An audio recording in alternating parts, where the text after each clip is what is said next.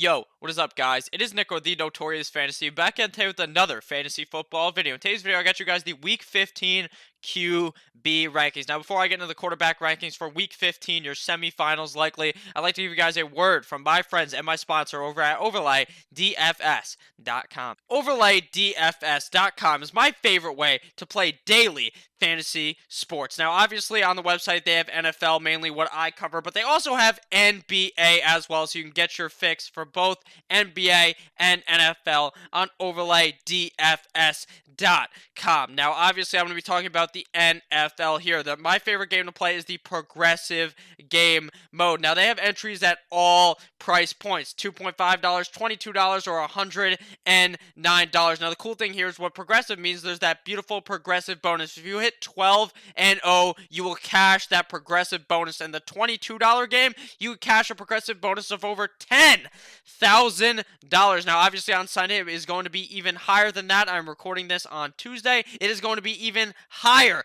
at that time when it comes to hit Sunday, so make sure you check that out. Now, the way that the game works, it is very simple. If you hit the top 10% of players, you win 9 times your buy-in. It is that simple. And the way I'm going to show you how it works, it is so simple. All you got to do is make 12 picks plus 3 alternate picks in case one of your players ends up getting hurt or something happens that causes the matchup to be voided. It is so simple. It is player versus player. Pat Mahomes versus Denver, or do you think Jimmy Garoppolo will do better versus the Atlanta Falcons? It is so simple. To me, that is obviously Pat Mahomes, but there's so many matchups here. Over 30 plus matchups that you could choose from. They are different every single week, and it is so easy to do. Pretty much you're not even really playing against everyone. It's just you versus the cutoff to see if you can hit that top 10% and win 9 times your buy-in. So make sure to check out OverlayDFS.com, link down below in the description. And we are back. Make sure to check out OverlayDFS.com, link down below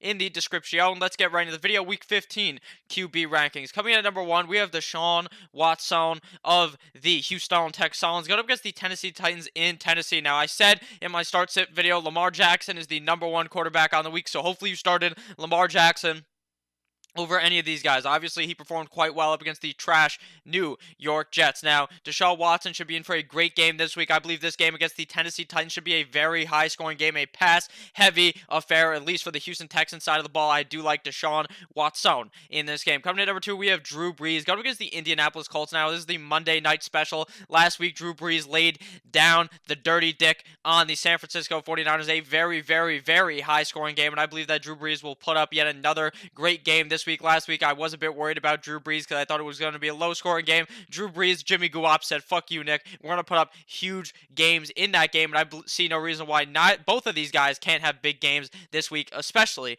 Drew Brees. Coming in number 3, we have Pat Mahomes, Showtime Mahomes, going up against the Denver Broncos. Now, Pat Mahomes, obviously last week did not succeed all that much, but I think that obviously is due to his matchup up against the New England Patriots. This week he gets a much softer defense in the Denver Broncos, and I believe that Pat Mahomes can put up a huge game this week. Even though his hand is a bit fucked up, I would assume he is going to play, and he should be at about 80%, and 80% of Pat Mahomes is better than 100% of a majority of quarterbacks in the NFL. Coming in number 4, we have Ryan Tannehill going up against the Houston Texans. Now, obviously, Ryan Tannehill has been on fire, and I believe if the NFL was NBA Jam rules, you're going to have to keep rolling out Ryan Tannehill out there, but it's not NBA Jam rules. It is real life. And I can see a situation where Ryan Tannehill is so hot for maybe 3 or 4 games in a row now, he just shits the bed here, and that is entirely possible. But I'm going to willingly play him. I would advise you to play him. I see him being a top 5 guy on the week, but I wouldn't be surprised if he was so hot that he just shit the bed this week for your fantasy team. But I'm still going to roll him out here. This matchup up against the Texans should be a very high-scoring one, like I said. Coming in at number 5, we have Russell Wilson going up against the Carolina Panthers. Now, Russell Wilson is obviously a must-start every single week, and this matchup up against the Carolina Panthers should be no difference. In Carolina, Russell Wilson should be throwing the rock all over this trash-ass defense. I think that Russell Wilson should be able to put up a pretty big game on the week. I really do like him this week. Coming in at number 6, we have famous Jameis Winston going up against the Detroit Lions. Now, obviously, the Detroit Lions defense is not all that good. Jameis Winston obviously is having trouble gripping a tennis ball right now. So if he plays, I would temper my expectations a bit due to the fact that his hand is kind of fucked up. But at the end of the day, we saw him play at the end of last game. He did get back in there and he looked pretty okay. So I would say that Jameis Winston should be fine up against a trash-ass Detroit Lions defense. I do think this hurts Chris Godwin slightly, though, the fact that he is so banged up that I don't think he's going to be able to throw the ball as deep as normal, but I still do like famous Jameis Winston to eat a W for your fantasy team this coming week. Coming in at number 7, we have Jimmy Garoppolo going up against the Atlanta Falcons. Now, last week, like I said, him and Drew Brees just absolutely had a skull fuck fest, just fucking the defense up repeatedly. And Jimmy Garoppolo this week gets a soft-ass Atlanta Falcons defense. This is an amazing matchup for Jimmy Garoppolo, a team that does like to run, but they still also like to pass the ball. They have such good wide receiver talent on the team. I believe that Jimmy Garoppolo should be able to put up a big game this week up against the Atlanta Falcons. Coming in at number 8, we have Dak Prescott going up against the LA Rams. Now, Dak Prescott is obviously going to be one of those guys that, to me, every single week is just a super safe option. Now, up against the Rams, this is going to be one of a tougher type of defense for him to play against. I still think their defense isn't that amazing, so he could perform, but obviously they have Jalen Ramsey, Aaron Donald, guys like that. Aaron Donald especially could hurt Dak Prescott in this game, especially, but I think that Dak puts up just a safe game in this game, probably around 18 to 20 points. That's obviously pretty safe. Coming in at number 9, we have Carson Wentz going up against the Washington Redskins. Now, Carson Wentz, I've never seen someone have a completely different first half to the second half. The first half of the game, Carson Wentz looked like the JV quarterback on your football team in high school. Next year, or not next year, the next half of the game, he looked like a goddamn god. He threw 2 touchdowns, one in overtime. Both of those happened to be to Zach Ertz. Obviously, this week he gets another soft defense, but last week he struggled up against a soft New York Giants defense. So I'm going to temper my expectations on Carson Wentz, but I still think he should be able to have a huge game this week up against a division rival in the Washington Redskins. Coming in at number 10, we have Mr. 5'6", Kyler Murray, going up against the Cleveland Browns. Now, obviously, Kyler Murray's size does not really affect him in this game. He should be able to run the ball and throw the ball all over this Cleveland Browns defense. I think that this has potential to be a game where Kyler Murray skull fucks the Browns, but I could also see this game being where Baker Mayfield lays the dirty dick into Kyler Murray's team, and Kyler Murray is just playing from behind, throwing all kinds of picks. But I do like Kyler Murray in this game to be a top 10 guy. Obviously, his rushing upside definitely boosts him up there. Coming in at number 11, we have Aaron Rodgers going up against the Chicago Bears. Now, obviously, I have no trust in Aaron Rodgers anymore. He has been so inconsistent this year. Last week, he's playing the Redskins. This should be a cupcake matchup, the easiest matchup of the season for Aaron Rodgers, and he shits the bed. He doesn't do anything. They like to run the ball over there in Green Bay. They're a much more run-heavy team than I would have previously thought, and so I just don't trust Aaron Rodgers this week up against the Chicago Bears in a game where it's projected to be snowy. Coming in at number 12, we have Baker the Faker Mayfield going up against the Arizona Cardinals in Arizona. Like I said, this has potential to be a back-and-forth affair, but it could be a very one-sided affair, and if that is true, one of these guys is going to put up a big game. Obviously, this Arizona Cardinals defense is not that good. He's going to be able to easily slice and dice his way through this defense. I think that Baker Mayfield puts up a top 12 performance, but I don't have him up as high because obviously Chubb takes away a lot of his value, because if they get to the 1 yard line, you know they could just run it in with Chubb, and if that happens multiple times, Baker ends up with 2 touchdowns instead of 3, or maybe just 1 touchdown, even if he puts up some big yardage in this game. Now on to 13 through 20, so if you guys have enjoyed the video thus far, please make sure to go down below and click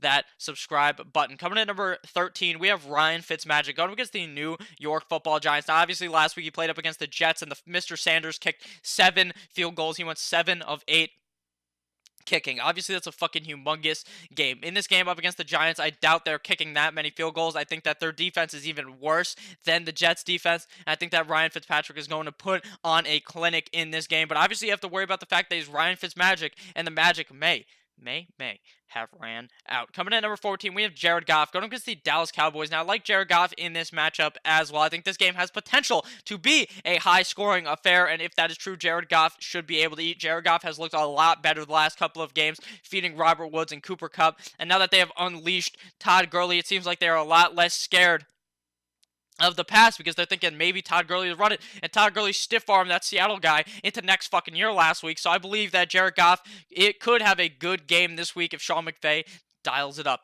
correctly. Coming in at number 15, we have TB12, Tom Brady, going against the Cincinnati Bengals. Now, that cheating fuck already knows what the Cincinnati Bengals are going to do. He's already looked into their sideline like this. You know, he fucking saw what they're going to do. He knows their plays. He knows their signals. He knows all of that. That cheating motherfucker. Oh, Nick, you idiot. Tom Brady's not a cheater. Oh, my God. I can't take a joke. I'm an angry Patriots fan. Fuck you, Nick. That's what you're probably thinking. But Tom Brady in this game, obviously he's playing up against the Cincinnati Bengals. And obviously this is a juicy matchup. But Tom Brady never really takes advantage of these juicy matchups. He could be playing up against some 12-year-olds and he still wouldn't throw for 6,000 or 500 yards, 400 yards, and 5 touchdowns. He just never does that. He is going to put up 2 touchdowns in this game, maybe, and 300 yards up against a trash-ass Bengals team. So obviously, he doesn't get elevated up to the tippy top, but this is a very cupcake matchup for him, and he is very, very safe this week in fantasy football. Coming in at number 16, we have, you like that, Kirk Cousins going up against the LA Superchargers in LA. Obviously, there's going to be a game where the whole crowd is fucking wearing purple because you just don't have an at-home field advantage when you are playing in LA. In my humble opinion, I don't think Kirk Cousins is going to have Adam Thielen in this game, and that personally, to me, hurts Kirk Cousins' value. If Adam Thielen is not out there, if Adam Thielen is not playing, Kirk Cousins gets worse for the fantasy football value because he likes Adam Thielen so much. But this is a matchup that could be easy for Kirk Cousins. I think he might be screaming, you like that, all night long, all the way on the plane ride back to Minnesota after easily whooping that LA Chargers ass. But temper your expectations because if he doesn't have Adam Thielen, he doesn't seem to perform quite as well in fantasy football. Coming in at number 17, we have Gardner Minshew going up against the Oakland Raiders in Oakland, the final game in Oakland, and Gardner Minshew has the potential to give the Oakland Raiders a skull fucking, but I just don't trust Gardner Minshew anymore. He has struggles holding onto the ball. He fumbles a lot. That hurts his fantasy value. He could throw multiple picks in this game, and I wouldn't be surprised. And I wouldn't be surprised if Minshew plays so shit that they could just toss him out and put in Nick Foles again. So with that said, I don't trust Gardner Minshew anymore for fantasy football. He's ranked number 17 because his matchup is so juicy, but I really have not any trust in Gardner Minshew. Coming in at number 18, we have Matty Ice, Matt Ryan, going up against the San Francisco 49ers. And last week, I believe Drew Brees would put up a shit game up against this San Francisco 49ers team. And he ended up playing, and he ended up putting up big numbers. Okay, but this week, Matt Ryan, his team is deflated. They don't have Calvin Ridley, and I think that they may struggle in this game. And up against a tough San Francisco 49ers defense, I think that Matt Ryan really does struggle in this game. Coming in at number 19, we have Josh Allen going up against the Pittsburgh Steelers in Pittsburgh, and they're going to be waving the terrible towel all night goddamn long, and Josh Allen is going to struggle in this game. He is a safer type of option. I think he's good for 15 fantasy points, but I'm not sure he could win you your week. Up against this Pittsburgh Steelers defense that has proved tough for the quarterback position, I'm not sure if Josh Allen could have a momentous game in this game that can elevate you to your fantasy football championship. That's why he's at number 19. He obviously has that rushing upside, but this Pittsburgh defense is no joke, and playing in Pittsburgh is going to prove hard for this Buffalo defense.